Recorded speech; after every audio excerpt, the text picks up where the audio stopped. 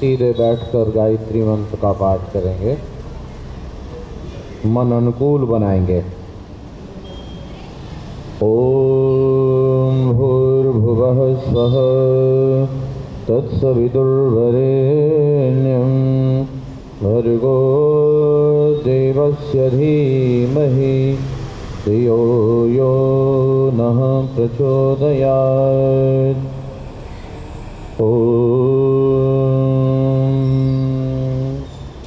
ईशावास्यं इदं सर्वं यत्किञ्च जगत्यां जगत् तेन त्यक्तेन भुञ्जीथा मा कृतकस्य स्वेद्धनम् कुर्वन्नेवेह कर्माणि जिजीविषेक्षितं समा एवं त्वेनान्यथेतुऽस्ति न कर्म लिप्यते नरे।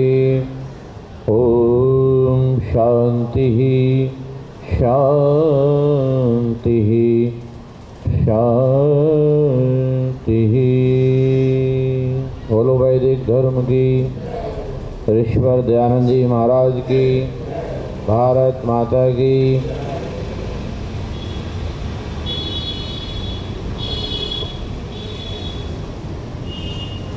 रात्रिकालीन एक लंबी चर्चा में आप लोग चल रहे हैं हमारे साथ साथ।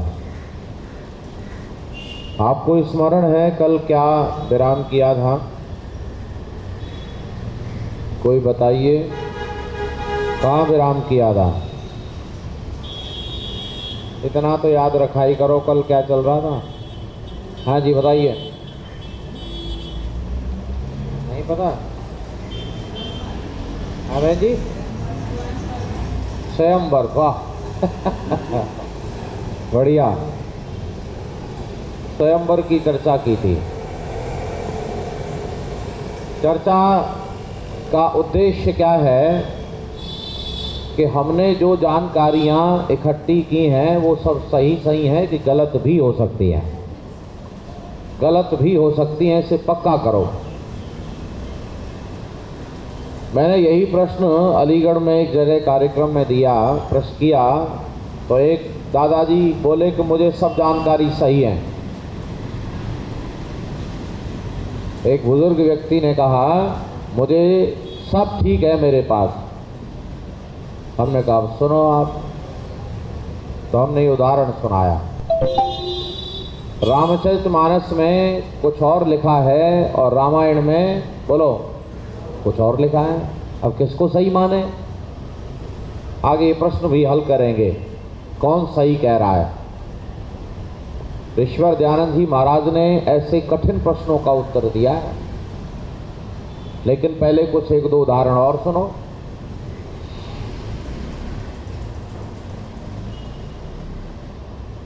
रामायण और रामचरितमानस के अंदर ऐसे अनेक स्थान हैं जहां अंतर है।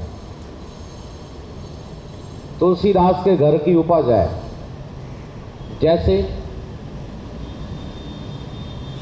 आपने ये कथा सुनी होगी कि अहिल्या पत्थर की हो गई। अहिल्या, और राम ने पैर लगाया तो फिर मनुष्य महिला बन गई। अच्छा, ऐसा संभव है? लेकिन असंभव बात लिखी हुई है रामचरितमानस में। बाबा ने ऐसा लगा कई बार तो भांग पी के लिख दिया क्या, कहीं सही लिख दिया कहीं गलत लिख दिया। क्या सुना, क्या कहानी है वो सुनो।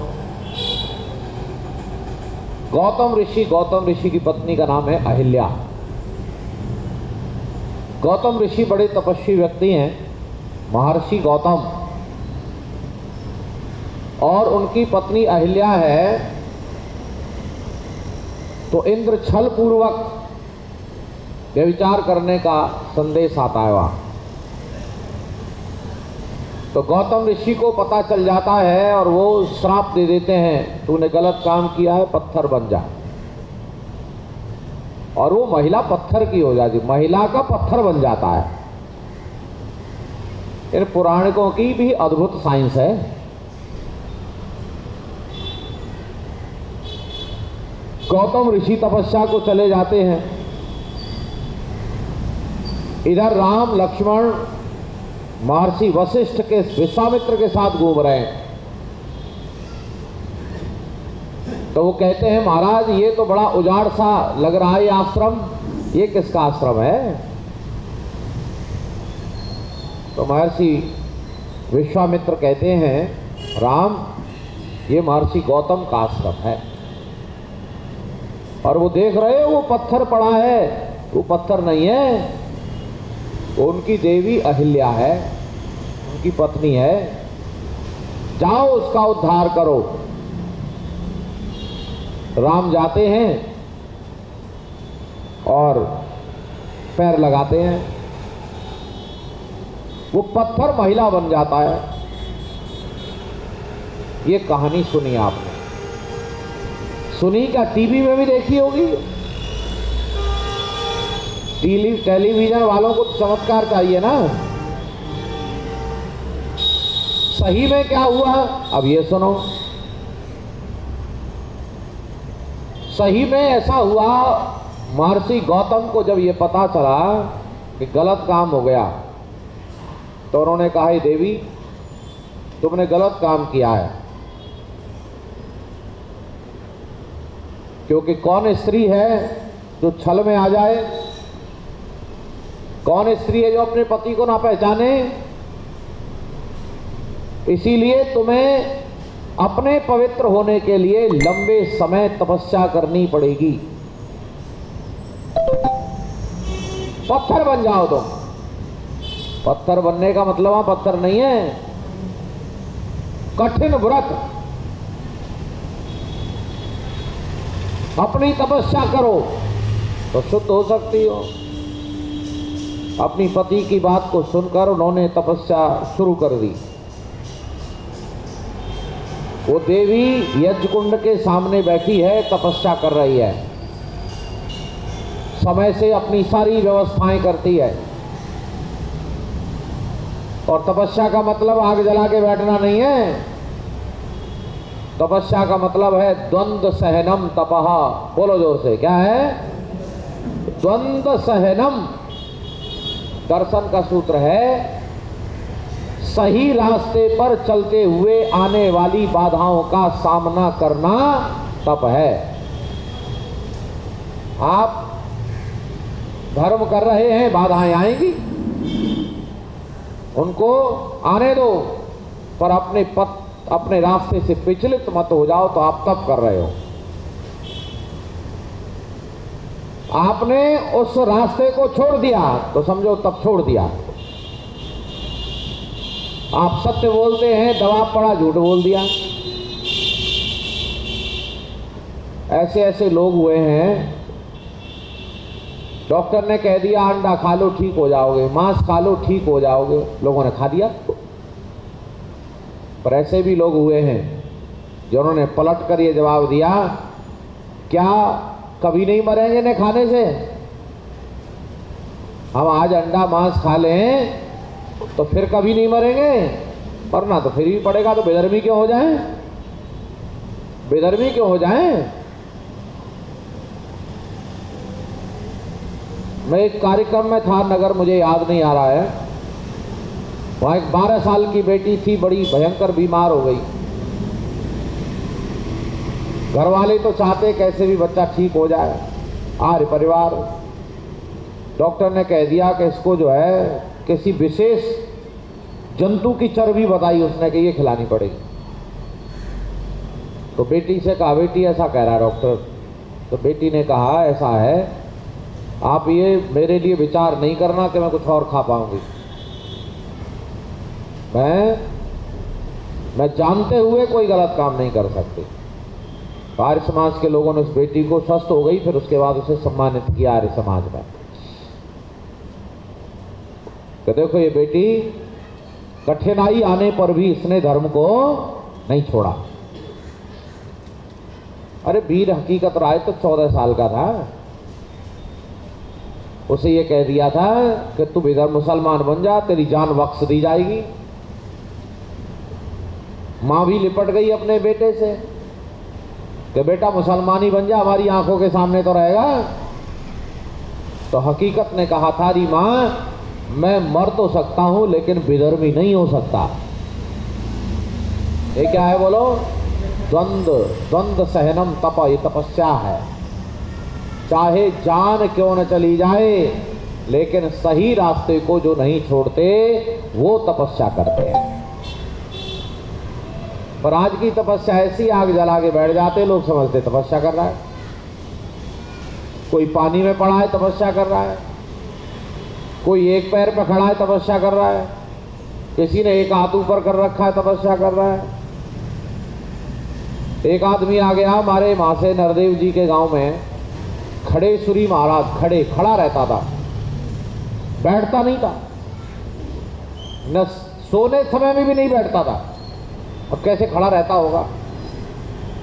उसके लिए एक ऐसा झूला लटका रखा था, उस पर ऐसे झुक जाता था, वहीं पड़े पड़े सो जाता था, खड़ा रहता था रात को भी। तो लोग तो पौराणिक ज्यादा होते हैं ना गांव में, तो पौराणिक इकट्ठे हो गए, भाई भजन करो। बाबा आए खड़ेश्वरी, बड़े तपस्वी बाबा हैं। वहां से नरदेव जी भजन गाते हैं, उपदेशक हैं, भजनोपदेशक, भजन बनाते हैं। तो उन्हें कहा माता जी भजन सुना दो, आने की लो सुना देंगे भजन। भजन सुना रहे ईश्वर भक्ति के, पाखंड निवारण के। तो उन्होंने बीच में कह दिया, देखो भाई बाबा हैं, बाबा खड़े हैं और इन्होंने धरती रोक रखी है, अगर ये बैठ गए तो हमें धरती पलट जाएगी। ये उनके सामने ही कह दिया। ये ऐसे बड़े तेजस्वी प्रचारक। अस्तु, ये तपस्या नहीं है, क्या है? द्वंद्व सहनम तपा। बात कुछ समझ में आ रही है? अहिल्या क्या कर रही है? तब पत्थर जैसी बनी हुई, पत्थर नहीं बनी वो। अब इधर श्री राम और लक्ष्मण जा रहे हैं विश्वामित्र जी के साथ। विश्वामित्र जी से कहते हैं, महाराज ये देवी कौन है जो तपस्या से दैदीप्यमान हो रही है? लंबे समय आदमी तपस्या करे, खान पान शुद्ध कर ले तो दमकने लगता है। तब वो बताते हैं कहानी, ये गौतम ऋषि की पत्नी देवी अहिल्या हैं, जाओ इनका आशीर्वाद लेकर आओ। कहानी में अंतर देखना जरा, क्या कहते हैं गुरुवर? जाओ इनका आशीर्वाद लेकर आओ। तो श्री राम उनके पैर छू करके आशीर्वाद लेते हैं।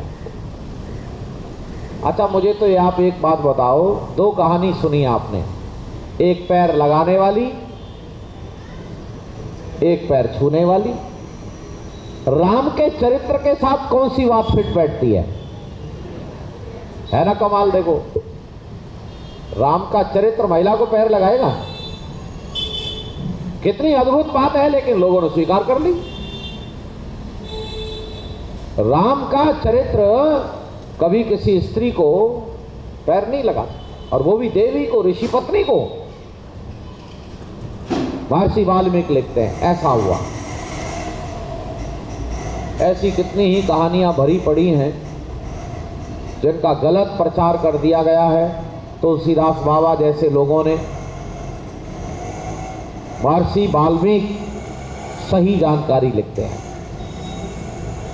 चलो भागवत को भी उठा लेते हैं थोड़ा सा। आपने भागवत नाम का कथा सुनी होगी, सुनी कि नहीं? सबने सुनी होगी। और आपने कभी ये सुना, महाभारत तो पढ़ा नहीं आपने, महाभारत के कुछ प्रसंग पढ़े हैं। भागवत की कथा शुरू होती है, एक राजा है, उसका नाम है परीक्षित, महाराजा परीक्षित। ये कौन है परीक्षित? ये परीक्षित कौन है? महाभारत में अर्जुन का बेटा नहीं, अर्जुन के बेटे का बेटा। बहुत बढ़िया। कौन है बोलो? अर्जुन का पौत्र है, अभिमन्यु का पुत्र है, महाभारत के लोगों का लड़का है। राजा परीक्षित ऐसे ही घूमने के लिए निकला। 2-4 सैनिक रहे होंगे साथ में। सैनिक कहीं भटक गए, ये कहीं भटक करके कहीं पहुंच गया। आश्रम पर मिला एक, इसे प्यास लगी है, और प्यास लगी है तो एक देखा कुटिया में अंदर गया तो एक महात्मा साधना कर रहा है। तो परीक्षित कहता है, अरे तू आंखें बंद किए बैठा है, तू देखता नहीं राजा हूं मैं, प्यास लगी है मुझे, पानी पिला। अरे तेरे राजा का क्या करना है तेरे को, वो राजाओं के राजा परमात्मा की सेवा में लगा है, तुझे कैसे सुनेगा वो समाधि में है। पर राजा ने बदतमीजी की। वहां एक मरा हुआ सांप पड़ा था, उसे ऋषि के गले में डाल दिया। जैसे ही निकलने लगा कुटिया से तो ऋषि कुमार का अंदर प्रवेश होना हुआ। उसने देखा है राजा बड़ा बदतमीज है, इसने क्या किया ये। तो ऋषि कुमार ने उसे श्राप दे दिया कि जा तू भी सांप के द्वारा खाया जाएगा। क्योंकि यही कहानी है, मैं ठीक कह रहा हूं क्या? ये भागवत की कथा बता रहा हूं, महाभारत की नहीं। भागवत में लिखा है ऐसा है जी। 7 दिनों में, बहुत बढ़िया 7 दिन में खा लिया जाएगा तू। अच्छा, राजा को ये बात सुनाई नहीं दी, वो तो चला गया। महात्मा जगा, ऋषि ने जगह आंखें खोली, उसने सारा वाकया सुना। ये घटना घटित हो गई। ऋषि कुमार को बुलाया, जाओ राजा को सूचना दे के आओ, राजा को ये बता के आओ कि मरने वाला है तू 7 दिन में। ऋषि कुमार गया, सूचना दे आया।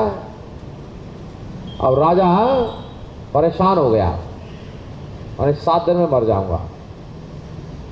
तो राजपाट सब छोड़ छाड़ कर नदी किनारे आ गया। वहां पर आ गए सुखदेव जी महाराज। कौन आए? सुखदेव जी महाराज आ गए और बस कथा सुनने लगे। ये है भागवत की कथा। अब मैं आपको एक दलील दे रहा हूं, तर्क प्रमाण के साथ। महाभारत के अंदर एक कथा आती है, आप भागवत की कथा की सच्चाई ढूंढना कि ये कहानी मैंने सुनाई, भागवत में लिखी है, ये सही है कि गलत है, अपने आप ढूंढ लेना। महाभारत सुन लो थोड़ा। महाभारत के अंदर कथा है, पितामह भीष्म और युधिष्ठिर आपस में बात कर रहे हैं। तो युधिष्ठिर ने एक दिन पूछ लिया, महाराज ये सुखदेव जी महाराज कैसे थे? अच्छा ये बताओ, ये लाइन क्या बता रही है? वर्तमान, भूत, भविष्य, यही तो बात पकड़ने की है। क्या लिखा है इस लाइन में? कैसे थे सुखदेव जी महाराज, कैसे थे? अच्छा वर्तमान में होते तो ये कहा जाता कैसे थे? वर्तमान होते कहीं बताए कैसे हैं। और अब इस लाइन से अंदाजा लगाओ कि जब युधिष्ठिर के समय में सुखदेव जी नहीं हैं तो उनके पौत्र को कथा सुनाने कैसे आ गए? युधिष्ठिर कौन है? परीक्षित का दादा, ताऊ नहीं, कौन है बोलो? दादा। वह पुत्र का पुत्र है, और जब दादा के समय में कोई आदमी नहीं है तो पौत्र के समय में कैसे आ गया? अब बताओ भागवत की कहानी सच्ची कि झूठी? लेकिन लोग तो यही मान रहे और उल उल के गा रहे लोग। सुखदेव जी महाराज सुना रहे कथा, परीक्षित बैठा है, परीक्षित बनाते हैं भागवत में। जो मुख्य यजमान होता है उसे क्या कहते हैं कथा में? उसे परीक्षित कहते हैं। ऐसे सामने बिठा लेते हैं उसको कथा के सामने, तो ये परीक्षित महाराज है, और उसी को संदेश करके कहते हैं ये परीक्षित तर तो भी जाए। चलिए कहानी को फिर दूसरे तरह से सुनाता हूं। भागवत में यही कहानी जैसे लिखी है, महाभारत में दूसरे तरह से लिखी है। राजा को जब ये पता चला कि 7वें दिन सर्प काटेगा, तो उसने कोई राजपाट नहीं छोड़ा। जैसा राजा को करना चाहिए वैसा किया। उसने तत्काल इमरजेंसी मीटिंग ली मंत्रिमंडल की। सारे निकटस्थ मंत्रियों को तुरंत बुलाया, जल्दी से आओ। सारे लोग आ गए और पूछे, भाई ऐसी घटना हो गई है, बोलो क्या उपाय है बचाने का। तो मंत्री बोले, महाराज घबराने कोई बात नहीं, हमारे पास तो हजारों सैकड़ों तरीके हैं। तो आपको क्या है, सांप कोई नहीं काट सकता? और बताओ क्या तरीका है? और तरीका यह है कि एक खम्मा खड़ा करेंगे, वो भी पानी में। पानी में एक खम्मा खड़ा करेंगे, और खम्मा खड़ा करेंगे, उसके ऊपर महल बनाएंगे, और दरवाजे खिड़कियां जाली इतनी बारीक लगाएंगे कि हवा भी छनकर अंदर जाएगी। बोलो सर्प आ जाएगा? ऐसा महल बनाएंगे। अच्छा पहले तो ये बताओ, ऐसा महल बन सकता है कि नहीं है जी? अरे जोर से बोला करो। पर आप सोचते रहते हैं कहीं गलत उत्तर नहीं हो जाए। अच्छा मैंने खम्मा कहा तो हो सकता है आपको ऐसा लगा खम्मा कमजोर होता है। अगर मैं पिलर कह दूं तो मकान बन सकता है कि नहीं? अच्छा अंग्रेजी में समझ में आता है, हिंदी में समझ में नहीं आता कि खम्मा और पिलर का अंतर अलग अलग है कोई? अरे हिंदी में खम्मा कहते हैं, अंग्रेजी में पिलर कह देते हैं। आपने समझा खम्मा इतना बड़ा बनाया जाएगा। आप कलकत्ता गए कभी? कलकत्ता जाइएगा, उसका एक ब्रिज है, उसका नाम है हावड़ा। हावड़ा ब्रिज 2 खम्भों पर टिका हुआ है बस। एक नदी के इस पार, एक नदी के इस पार, बीच में कोई पिलर नहीं है। जब 2 पिलरों पर 1 किलोमीटर का बनाया जा सकता है पुल, तो बोलो महल बनाया जा सकता है कि नहीं? एक पिलर पे खूब बना सकते हैं कि नहीं बना सकते? लेकिन वो पिलर छोटा नहीं होगा, बहुत मोटा होगा। राजा ने मंत्री को आदेश दिया, शुरू करो। महल बनकर जल्दी तैयार हो गया। राजा उसमें बैठ गया, राज करने लगा। आप कथाओं में देखो तो भाई अंतर कितना है। कोई कुछ भी बोल देता है। यहां मूल कहानियां कुछ और हैं, और लपेट कर कहानियों को कुछ और बना दिया गया है। और हद तो उस दिन हो गई जब भागवत वाले ने कृष्ण के बारे में उल जलूल भी बातें लिख दी। युक्ति संगत बातें नहीं है वो योगेश्वर कृष्ण के चरित्र पर फिट नहीं बैठती। कैसी कैसी कहानियां हैं, जिन कहानियों का महाभारत में कोई जिक्र नहीं है। ऐसी कहानियां हैं जिनको मैं सुना नहीं सकता आपको। कुछ तो ऐसी हैं, महिलाएं नग्न स्नान कर रही हैं, कृष्ण जी चीर चुरा करके ले गए उनका। भाई कमाल है। 2 कैरेक्टर कैसे हो सकते हैं एक आदमी में? एक तरफ महिलाओं का चीर चुरा के भाग रहा है और एक तरफ चीर बढ़ा रहा है। भाई वाह, क्यों जी? 2 कैरेक्टर हो गए कि नहीं? एक तरफ द्रौपदी का चीर बढ़ा रहा है और एक तरफ गोपिकाओं के वस्त्र लेके भाग रहा है। कैसे? इसीलिए महाभारत पढ़ो, भागवत की सब कलई खुल जाएगी। हमने इसके लिए कुछ प्रमाण इकट्ठे किए हैं। भागवत में क्या लिखा, महाभारत में क्या लिखा? महाभारत में लिखा है मेरी एक पत्नी है और एक पुत्र है, ये महाभारत में लिखा है। और भागवत में लिखा है श्री कृष्ण की 16,108 रानियां हैं। भाई हद हो गई। हमारे माता जी कहते ऐसा आदमी जिसके 16,108 रानियां हों। और बच्चे कितने हैं? हर स्त्री, हर पत्नी से 10-10 पुत्र हैं, एक पुत्री है। अच्छा 16,108 में 11 का गुणा करो। और जिसका इतना बड़ा घर हो और चुनाव में खड़ा कर दो उसे, बोलो हारेगा कि जीतेगा? उसे न पर्चा भरने की जरूरत, न कोई झंडा लेके घूमने की जरूरत। उसे लोग यूं ही चुन देंगे और पता है क्या कहेंगे, प्रधानमंत्री बना दो, लंबा कुनवाए भाई। बिना सिर पैर की बातें। योगेश्वर कृष्ण महाराज की पत्नी का नाम रुक्मिणी, देवी रुक्मिणी।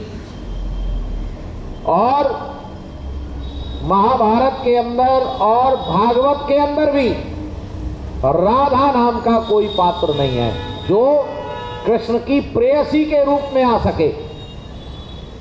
जरा ध्यान देना, महाभारत में राधा है, महाभारत में राधा नाम की पात्र है, अरे है, लेकिन कृष्ण की प्रेयसी नहीं है। वो कर्ण को पालने वाली पालिका मां है, अभिरथ की पत्नी, उसका नाम है राधा। इसीलिए कर्ण को राधे कहते हैं। बोलो क्या कहते हैं? राधे, राधा है वो। किंवदंतियों में और ब्रह्म वैवर्तक पुराण में राधा रायण की पत्नी है और रायण यशोदा का भाई है। अब बताओ रिश्ते से क्या लगी कृष्ण की? कृष्ण की रिश्ते से मामी लगी। मां जितनी बड़ी है उतनी बड़ी मामी है और उसे प्रेम का बना दिया, हद कर दी। और एक राधा और इतिहास में मिलती है हमारे ब्रज में, उसके नाम पर कहावत है, ना नॉर्मल तेल होगा ना राधा नाचेगी। एक नाचने वाली महिला हुई राधा, और जब वो नाचती थी तो रात्रि को मसाल जलाने के लिए एक रात में 9 मन तेल लग जाता था। अच्छा, कितनी पब्लिक इकट्ठी होती होगी ऐसी नाचने वाली? आज भी है बहुत नाचने वाली, आज भी भीड़ खूब इकट्ठी होती है। प्यारे बंधुओं, माताओं, बहनों, मैं तो बस ये प्रश्न की चर्चा कर रहा हूं कि हमारे पास जो जानकारियां आ रही हैं वो सब सही हैं कि गलत भी हो सकती हैं। ये पक्का कर लो इसे बस। तब फिर आपका प्रश्न अगला होगा कि जी सही जानकारियां कहां से मिलेंगी? अच्छा, मां गलत जानकारी दे सकती है कि नहीं? मां गलत जानकारी दे सकती नहीं है, देती है। मां कई जानकारियां गलत देती है। अच्छा, पिता गलत जानकारी देता है कि नहीं? अच्छा, हमारे जो अध्यापक हैं वो सब सही जानकारी दे रहे? हमारी जो किताबें सिलेबस में पढ़ाई जा रही हैं वो सही जानकारी दे रही हैं? कितनी बड़ी चुनौती है आप लोगों के साथ, ये देखो। इसीलिए महर्षि दयानंद जी महाराज से पूछा, महाराज ये बताओ सही जानकारी कहां से मिलेगी? तो उन्होंने कहा सही जानकारी वेदों से मिलेगी। हाँ जी बोलो जरा, कहां से मिलेगी? वेदों से मिलेगी। वेद स्वतः प्रमाण है, वेद में कोई गलत जानकारी नहीं है, वेद में सब सत्य विद्याएं हैं। इसीलिए आर्य समाज का नियम बनाया, वेद सब सत्य विद्याओं का पुस्तक है। इसीलिए वेद का पढ़ना पढ़ाना और सुनना सुनाना सब आर्यों का परम धर्म। भजन बनाए, वेद पढ़ो और पढ़ाया करो, वेद सुनो और सुनाया करो। सभी प्रकार के प्रयासों से वेद का डंका बजाया करो। ऐसे भजन लिखे गए बड़े अच्छे अच्छे। वेद स्वतः प्रमाण है, वेद की चर्चा हमें करनी चाहिए, अपनी बात वेद से समझनी चाहिए। इसके बाद फिर पूछा, महाराज वेद के बाद और कोई पुस्तक न पढ़ें? यानी पढ़ो। फिर 2 लिस्ट बनाई उन्होंने, पठनीय और अपठनीय किताबों की लिस्ट बनाई। कौन पुस्तकें पठनीय हैं और कौन अपठनीय हैं? तो पठनीय पुस्तकों के नाम 4 वेद, 4 उपवेद। अच्छा, 4 वेदों के नाम ऋग्वेद, यजुर्वेद, सामवेद और अथर्ववेद। इसके बाद 4 उपवेद। जो एक वेद का एक उपवेद बनाया गया है, एक एक मूल विद्या को निकाला गया है। अर्थवेद, आयुर्वेद, धनुर्वेद और गंधर्व वेद। आयु का वेद लिखा है, आयु का वेद।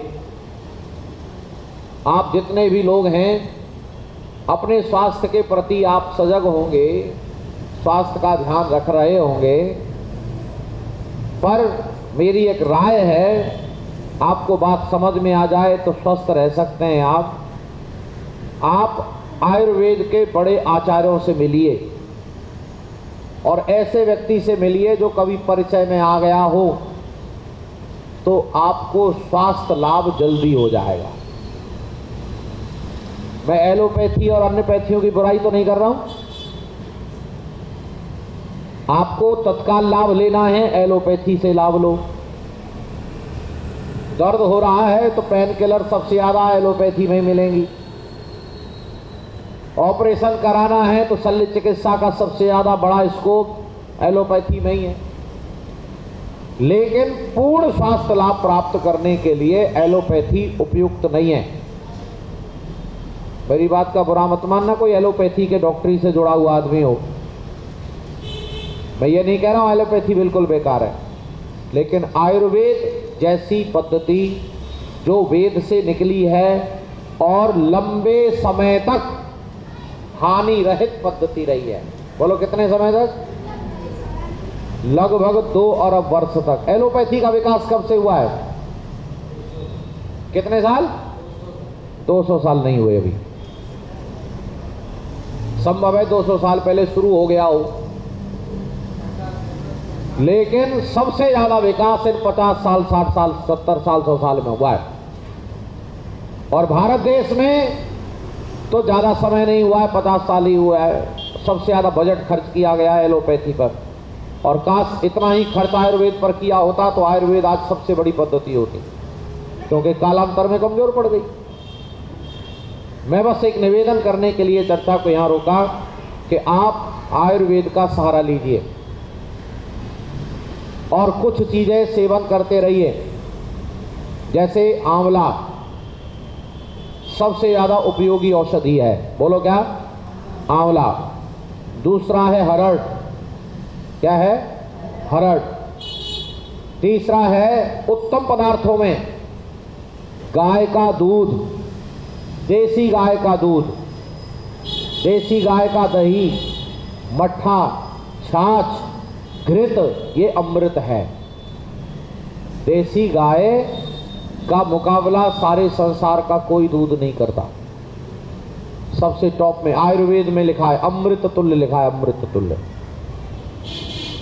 इसके बाद आपका आता है दाख, कहते दाख, द्राक्षा, इसे मुनक्का कहते हैं। ये खाते रहो। और भी बहुत ढेर सारी मेवाएं हैं, वो सब भी उपयोगी हैं, लेकिन सारी मेवा में सबसे टॉप में मुनक्का है। बादाम से भी ज़्यादा ऊंचा है। अगर बुढ़ापे में कमजोरी हो तो मुनक्का खाओ, द्राक्षा सब आदि का सेवन करो। आयुर्वेद के वैद्य की जानकारी में फल खाओ, फल, और फलों में सबसे बड़ा फल कौन सा है? अनार का फल। वैसे आप लोग आम बताने वाले थे आप लोग आम बताने वाले थे, फलों का राजा आम, पर ये राजा का भी बाप है। अनार सबसे बढ़िया औषधि है। अनार खाया करो, खून नया बनता रहता है। बहुत औषधियां हैं, मैं उनकी जानकारी दे सकता हूं, लेकिन समय हो गया है। यहाँ की चर्चा से कल करेंगे। कौन पठनीय है और कौन अपठनीय है, कल बताएंगे। आप सब धैर्य से सुनो और कुछ पढ़ा करो। स्वास्थ्य के बारे में मोबाइल से ना मिलेगा, मोबाइल गलत जानकारी भी देता है। हमारे स्वास्थ्य की जानकारी हमारी प्रवृत्ति के आधार पर हमारा वैद्य बताएगा। ऐसा नहीं प्रवृत्ति कुछ और खा कुछ रहे। अच्छा, किसी की कफ प्रवृत्ति है और दही पियो, गले को नुकसान करेगी, और अगर आप गुड़ खाएंगे तो लाभ होगा। किसी की पित्त प्रवृत्ति है तो तेल आदि का, घी आदि का सेवन कर सकता है। अगर किसी की वात प्रवृत्ति है तो वात को बढ़ने वाले पदार्थ नहीं खाने हैं। हर व्यक्ति की प्रवृत्ति अलग अलग, इसीलिए हमें भोजन सावधानी से करना चाहिए। ठीक है जी। धन्यवाद। सीधे बैठेंगे, शांति पाठ। ओम द्यौ शांतिरंतरिक्षम शांति पृथ्वी शांतिरापः शांतिरौषधयः शांतिः वनस्पतयः शांतिर्विश्वे देवाः शांतिर्ब्रह्म शांतिः सर्वं शांतिः शांतिरेव शांतिः सामा शांतिरेधि। ओम शांतिः शांतिः शांतिः। जो बोले सो अभय। गुरुवर विरजानंद की, जगत गुरु महर्षि देव दयानंद की, मर्यादा पुरुषोत्तम श्री रामचंद्र की, योगी राज श्री कृष्णचंद्र महाराज की, महर्षि पतंजलि की, महामुनि पाणिनि की, देश और धर्म पर बलिदान होने वाले वीर वीरांगनाओं की, भारत माता की, गौ माता का, आर्य समाज, वेद की ज्योति, ओम का झंडा, जो बोले सो अभय। प्रणव ध्वनि।